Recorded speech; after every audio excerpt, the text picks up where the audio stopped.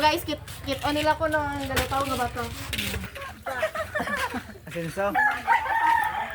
Wala maayo man kayo believe na madalan o gina-anticipate ang mga bisita na mag-iantaw sa bato. Ano sa cellphone na Samsung?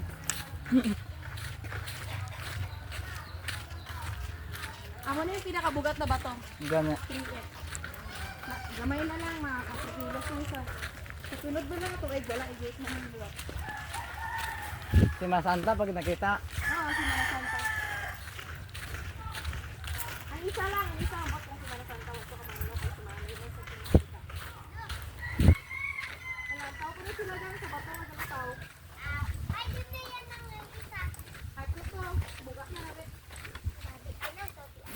Bumisita nga sa bahay yung mga kaibigan ko kasi hindi talaga sila makapaniwala na may lumulutang daw na bato. Sabi ko sa kanila, sige, punta kayo sa bahay kasi itatry natin personally para makita nyo talaga na walang cuts at walang edit. So dito lang ako sa medyo mababaw na part ng dagat kasi hindi naman ako pwedeng lumusong dun sa pinakailalim kasi mababasa ako. But as you can see guys, lumulutang talaga siya, di ba? Pati nga yung naliligo dito na mga bata is na-amaze talaga sa bato na lumulutang namin. So anyways guys, tinry ko rin siya na tapok sa medyo malalim na part. Tapos, nag-istuyo na lang ako sa bata kung pwede niyang iabot sa akin uli yung bato. Para naman makita niyo talaga at makonvince kayo na lumulutaw talaga siya. Imagine that almost 4 kilos na bato ay lumulutang. Oh my gosh. Kaloko no?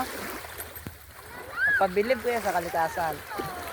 Ako din, super talaga na-amaze ako sa bato na to, even though super matagal na to sa amin. As in, who wouldn't be amazed, diba? Kasi diba, saan ka makakita ng bato na lumilitaw? And for the closer look, ito po yung bato sa malapitan, guys. So, only here at Hinitolo, Balon, Masbate. Bye!